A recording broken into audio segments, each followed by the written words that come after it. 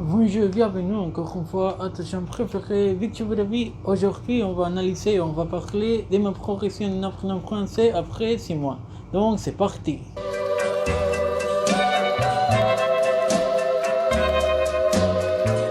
Je vais te résumer un petit peu comment est-ce que j'ai appris le français. Donc, premièrement, il y a 6 mois, j'ai vraiment voulu apprendre le français.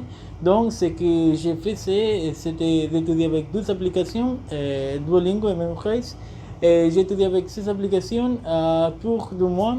Et aussi, j'ai cherché des lectures en Internet pour améliorer ma compréhension. Donc, j'ai lisé beaucoup. Bien sûr que ça c'était des lectures très, très faciles pour un niveau tous des débutants. Donc c'est ça ce que je faisais pour tout moi. Et après j'ai démarré à regarder des youtubeurs qui faisaient des contenus français. Donc par exemple je me souviens que premièrement j'ai étudié avec un youtubeur qui s'appelle Français avec Pierre et aussi Français authentique. In French, et ça c'est très subtil parce qu'il parle un peu avec une vitesse un peu pas très vite en fait. Et bon, ça c'était très bon, mais aussi je me souviens que les premières vidéos que j'ai regardées, j'arrivais pas à comprendre tout ce qu'il disait, donc pour une vidéo de 10 minutes, ça m'a pris 1 heure pour le regarder parce que j'avais besoin de traduire tout ce que j'écoutais. Mais je n'utilisais pas le Google Traductor. J'utilisais une application qui s'appelle Reverse Context et ça c'est très utile parce qu'il te donne par exemple le contexte de la phrase. Donc ça c'était très utile parce que tu sais que parfois le traducteur de Google se trompe beaucoup, il fait des erreurs. Mais avec ces applications, ça c'était un peu plus facile et ça c'était ce que je faisais premièrement. Et aujourd'hui, je continue à pratiquer comme ça en regardant des vidéos. Et maintenant, je suis très vicieux avec deux youtubeurs qui sont francophones mais qui habitent au Japon. Ça s'appelle Louis et Toby. Et ils font des très bonnes vidéos. Je crois, je m'amuse beaucoup avec ces vidéos.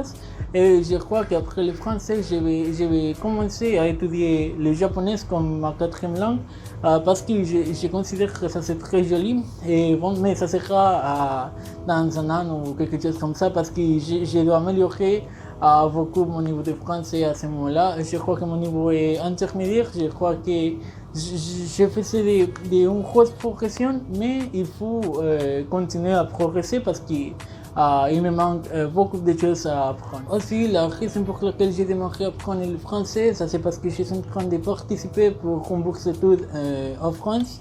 Et bon, il faut travailler beaucoup parce que, comme moi, il y a beaucoup de personnes qui font mieux pour améliorer. Et j'ai besoin d'un niveau de français B2. Je crois que je vais y arriver parce que l'examen sera dans 6 mois, quelque chose comme ça. Mais aussi, il te fait un petit interview et ça c'est très. Je suis un peu nerveux de ça parce que je ne sais pas ce qu'ils me vont demander, mais je vais essayer de faire mon mieux. Et bon, ça va marcher. J'espère que j'obtiendrai la bourse parce que ça me ferait beaucoup plaisir. Et bon, c'est ça ce que je vais faire. Je vais continuer à étudier dans ces prochains 6 mois. Je vais démarrer à lire des bouquins, des livres en français parce que je crois que ça me manque beaucoup. Je dois améliorer et j'ai besoin d'améliorer mon vocabulaire en français. Donc je serai capable d'exprimer tout ce que je vais vouloir dire. Et bon, c'est ça, je me sens un peu à l'aise avec mon niveau de français parce que j'arrive à comprendre presque tout ce que les francophones disent et tout ce que parfois ça c'est difficile de comprendre ce qu'ils disent parce qu'ils ont des prononciations différentes, des vitesses différentes, ils parlent, on considère qu'ils parlent un peu très vite. Mais ça c'est pas comme ça, ils parlent naturellement. En fait, j'apprends le français et après 178 jours. Ça c'est presque 6 mois. Il faut te dire 12 jours en plus pour faire les 6 mois. Mais dans ces 6 mois, j'ai pas pris un jour sans étudier parce que j'ai fait le français à mon habitude. Et tu sais que quand tu fais quelque chose d'une habitude, ça c'est plus difficile de ne pas le faire que de le faire. Donc tous les jours, je te dis vers environ 4 heures ou 5 heures. Par exemple, quand je fais du sport, j'entends les podcasts de français authentique. Il y a beaucoup de podcasts et des vidéos qui parlent en français. Donc ça c'est très utile. Je vois presque toutes ces vidéos et aussi j'écoute de la musique en français. Il y a des très bons chanteurs francophones, je considère, parce que je crois que les chansons en français ce sont différentes et ils chantent avec beaucoup des émotions, des sentiments et je prends beaucoup de plaisir en écoutant ça parce que tous ces, ils sont très romantiques, très tristes et bon c'est ça. J'ai aussi, je crois que j'ai besoin d'étudier un peu plus parce que il faut avoir mon niveau de français et quand je veux obtenir quelque chose, je m'obsède avec cette chose parce que je le trouve comme ma passion, comme quelque chose que je veux atteindre dans la vie et bon c'est ça. Aussi n'oublie pas que je vais mettre des sous-titres en anglais et en espagnol. Donc si tu ne comprends pas ce que je t'ai dit, tu peux le regarder, donc tu vas savoir ce que j'ai dit. Et bon, je sais que mon niveau de français à ce moment-là, c'est pas parfait. Je crois qu'il faut beaucoup améliorer. J'ai besoin d'améliorer dans toutes les choses, ma vitesse en parlant, mon vocabulaire, et, ma compréhension. Mais je crois que ça vaut le coup. Je vais continuer à étudier comme j'en fais dans ces 6 mois. Et parce que je trouve que le français est très belle, la culture française aussi, parce que quand tu apprends une langue, tu n'apprends seulement la langue, mais tu apprends des autres cultures, des autres habitudes, tu connais des autres personnes, donc je trouve beaucoup de plaisir comme ça. Et quelque chose qui est un peu drôle, qui est un peu marrant, c'est que je trouve que quand je me suis rendu compte que quand je parle en français, je suis un peu plus extroverti.